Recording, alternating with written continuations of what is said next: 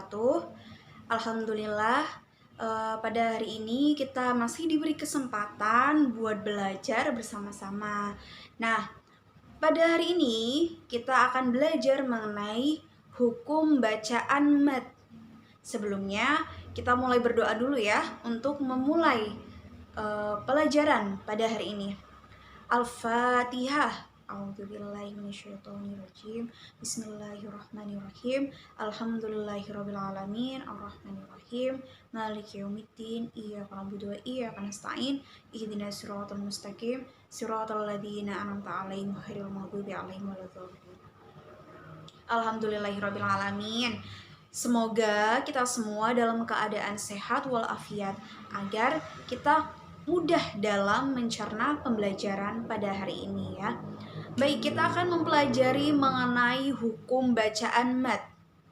Nah, sebelumnya Ibu akan bacakan tujuan pembelajaran dari bab hukum bacaan mad ini. Yang pertama, siswa diharapkan mampu memahami hukum bacaan mad iwad, mad lain, dan mad arid li sukun dalam Al-Quran. Kemudian siswa juga mampu menjelaskan pengertian hukum bacaan mad iwad, mad lain, dan mad arid li sukun dalam Al-Quran. Kemudian siswa juga diharapkan mampu menentukan ciri-ciri hukum bacaan mad iwad, mad lain, dan mad arid li sukun dalam Al-Quran. Serta siswa juga diharapkan mampu melafalkan bacaan mad iwad, mad lain, dan mad arid li sukun dalam Al-Quran dengan baik, benar, dan juga tepat. Oke, baik. Hukum bacaan mad. Hukum bacaan mad itu sebenarnya banyak sekali ya. Bukan hanya 3 saja atau 2 saja. Tidak, sebenarnya banyak sekali. Jadi sebenarnya mad itu dibagi menjadi 2, yaitu ada mad asli atau mad tabi'i dan mad far'i.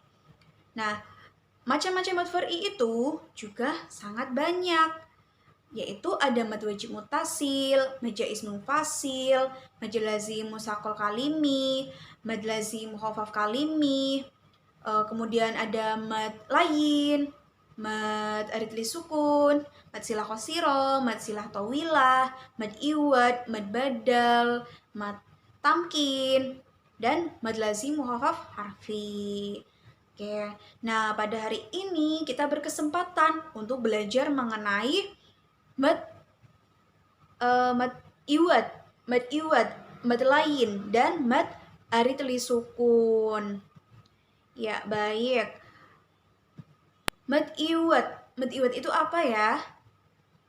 Mad iwad adalah bacaan tanwin yang diganti dengan bacaan mad serta dibaca dengan panjang.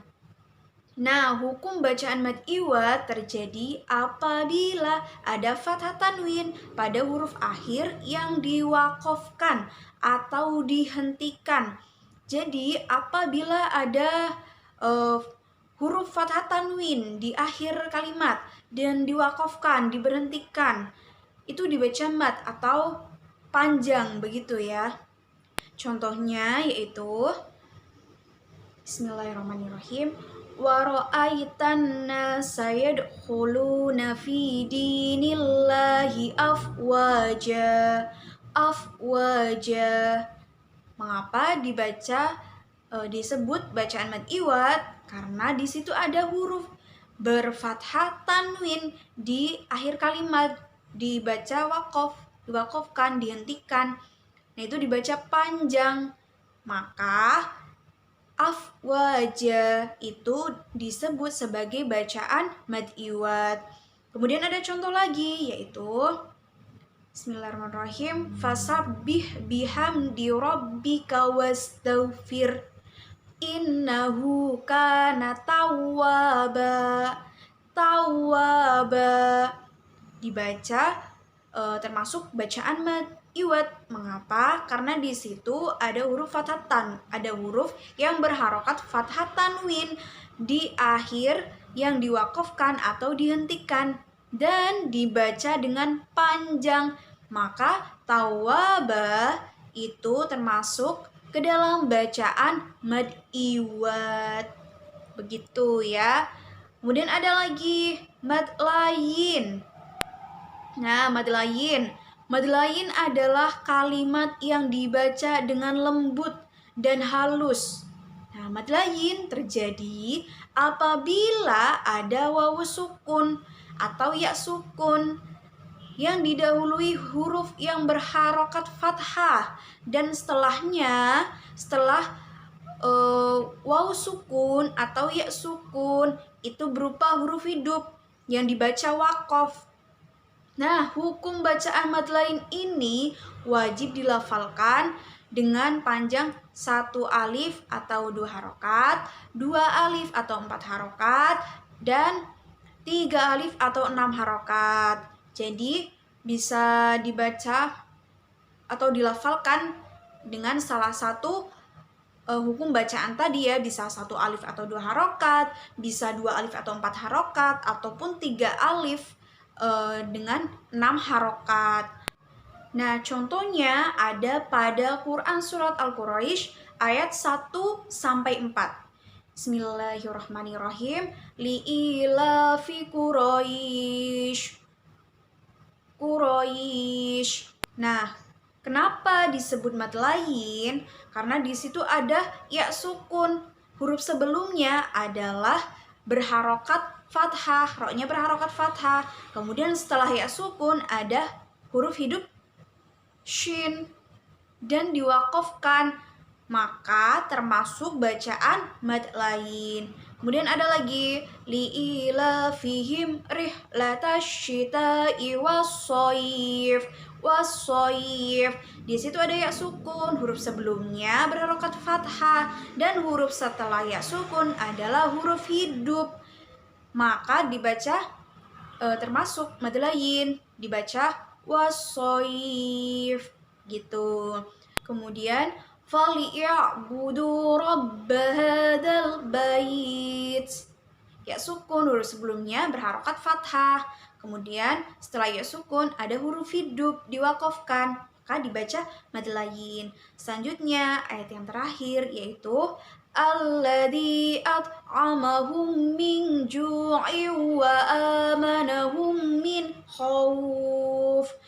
Nah, di situ ada wawu sukun, huruf sebelumnya berharokat fathah dan huruf setelahnya yaitu huruf hidup yang diwakafkan, maka termasuk bacaan mad lain. Begitu ya. Kemudian ada mad arid li sukun. Mad arid li sukun adalah memanjangkan bacaan karena huruf mad bertemu dengan huruf bersukun sebab adanya waqaf atau berhenti di akhir ayat. Nah, hukum bacaan mad arid li sukun terjadi apabila ada huruf matobi'i bertemu dengan huruf hijaiyah, huruf hidup, berharokat fathah, kasroh, dhamma, fathatain, kasrotain, dan dhammatain. Nah, cara membacanya yaitu dengan 3 cara. Yang pertama yaitu dengan 3 alif atau 6 harokat seperti panjang bacaan mad lazim musaqal kilmi. Kemudian bisa dibaca dengan panjang 2 alif atau 4 harokat, yaitu 2 kali panjang bacaan matobi'i. Kemudian yang ketiga yaitu bisa dibaca dengan pendek, yaitu dengan panjang 1 alif atau 2 harokat seperti panjang bacaan matobi'i. Namun mana yang lebih utama?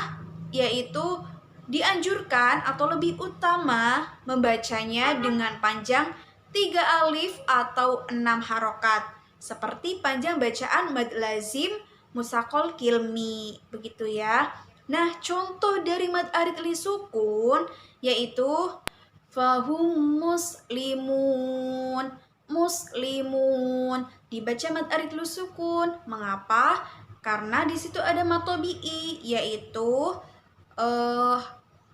mu bertemu dengan huruf hidup yaitu nun di situ, maka dibaca mad arid li sukun. Bacanya yaitu muslimun.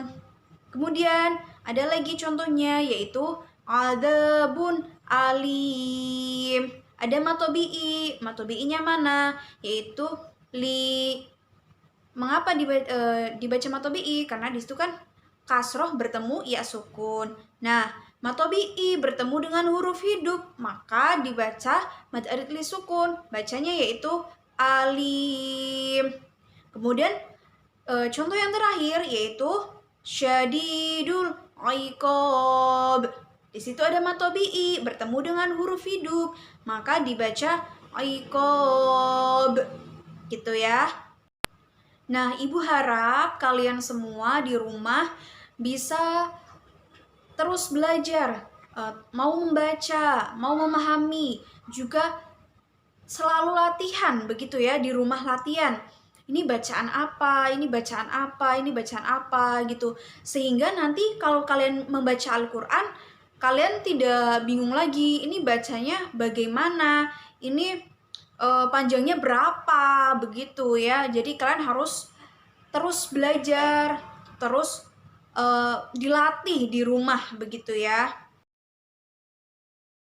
Baik, karena materinya sudah Ibu sampaikan semua, maka Ibu cukupkan saja pelajaran pada hari ini. Semoga ilmu yang Ibu sampaikan bisa bermanfaat buat kalian. Terima kasih semuanya. Wassalamualaikum warahmatullahi wabarakatuh.